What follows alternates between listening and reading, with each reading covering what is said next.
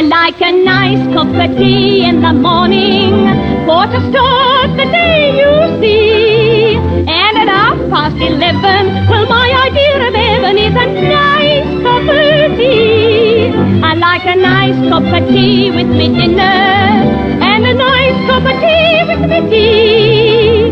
And when it's time for bed, there's a lot to be said for a nice cup of tea. This is A Nice Cup of Tea by the singer and actress Billy Hale from the 1920s, 30s and 40s. She was prevalent. I was reminded of this song yesterday because we were having a cup of tea and a chat. That was the Eagle is Stranded episode. And I know a lot of you now will be thinking, cup of tea and a chat? Bloody hell, must listen to that. Brilliant, David. Sounds riveting. Oh, it was. And she sings in this song about the joys of tea. But I like the fact in this song she really goes to town in saying all the things that she'll never do. She's never going to go flying. She's never going to travel the world. Because all she needs in life is a cup of tea. You can talk about your science and your airships in the sky. I can do without the wireless and you'll never see me fly. It's a simple life that she leads. She gets a bit carried away with how much she likes tea. Maybe it's the caffeine talking, but by the end of it, she says, I don't even care about women's rights, to be honest, and liberties and that kind of thing. I don't care who gets me vote as long as they don't take away me tea. You can talk about your liberties, they talk of women's rights. I don't want to make no speeches, cause the one that does is science. And anyone can have me vote and chuck it in the sea. But golly, there'd be trouble if they tried to touch me tea. I would say that's a bit overly dogmatic about tea, to be honest, that she's willing to throw away women's liberties for a cup of tea. I would say that's an addiction. She recorded this in the 30s, just on the precipice of the Second World War. And obviously singers like her, you know, they're rolled out to keep their troops' spirits up. Originally she said, well, will there be tea? He said, well, you're doing this for your country, so I'm not bothered. If there's no tea, then quite frankly, I'm not going out there. So they had to put tea on. But even then, she wasn't particularly keen about singing for the British lads. You know, she'd go out there, she'd maybe do one song half-heartedly, and then she'd be back to the little kitchenette area that they'd got for her, you know, having a cup of tea, and they're like, this is absolutely ridiculous. You know, she's hardly doing any singing. It's unbelievably expensive. The amount of money that it's cost us to get her over here to sing to the troops, you know, it's costing us an absolute fortune in tea. And someone had the bright spark. If you want to get Billy Hale involved, if you want to get her against Hitler and singing for the lads, tell her that Hitler, there'll be no more cups of tea when Hitler gets in. We'll be drinking sauerkraut, boiled liquidized sauerkraut. And when she heard this, she was absolutely horrified, stormed out of the kitchenette, her cup of tea held high, and she gave them a 90-minute rousing performance that really elevated the spirits of the troops. So there you go, a little bit of inside information for you there. But I did a bit of research about Billy Hale. Well, I mean, at first I went on Wikipedia and that kind of thing, but I've learnt now to dig deeper. And if you really want to get the inside scoop on things, you've got to go to the dark web.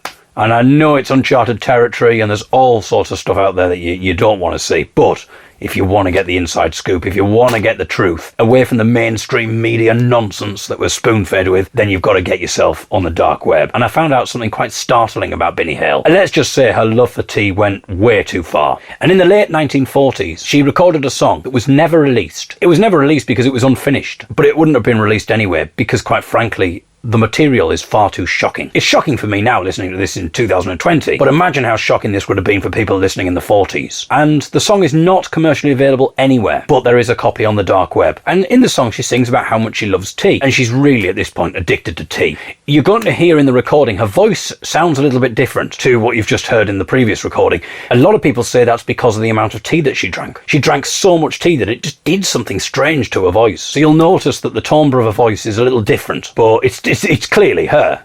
You'll hear that.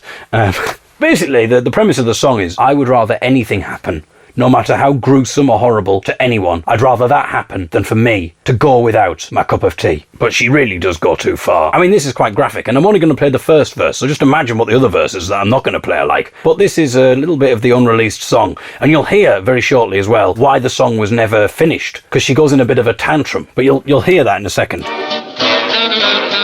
This afternoon I had a chat and a cup of tea with me Auntie Pat. I don't care much for her company, but she makes a lovely cup of tea. She said to me, oh dear Binny, I think that you're obsessed, frankly. Is there anything more important to you than having a brew? I said, I'll tell you true, I'd rather me husband die at sea than go without me cup of tea. I'd rather a dog devoured you than go without me steaming brew. I'd rather lose my family, have them die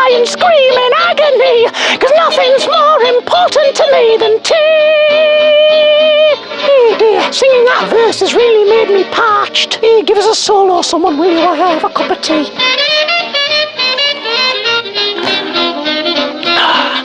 And then she just stops in the middle of the song, asks someone to play a solo while she has a cup of tea. And she just slurps the tea in the microphone.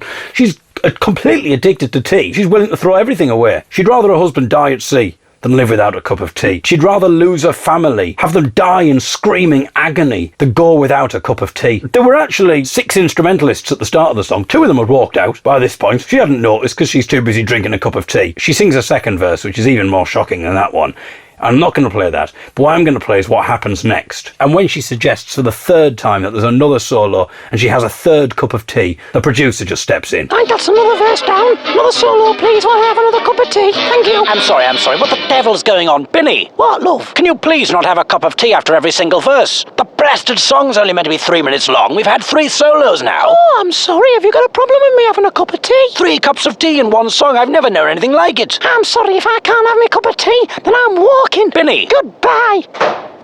And that's where the song ends. Unfortunately, someone managed to rescue that from some vault somewhere, some archive, and put it on the dark web. But I wanted to share that with you, because I just think it's startling. You just don't expect that, do you, from your singers and actresses in the 1940s? You just do not expect that kind of thing. And I bet you thought when I played you the song, I'd like a nice cup of tea at the start there. You thought, that's quite innocuous, that's quite nice. I bet you didn't see that coming. Anyway, that's quite harrowing stuff. I think I'm going to leave this episode of The Eagle is Stranded here, because I've certainly given you a lot to think about there. Thanks for listening.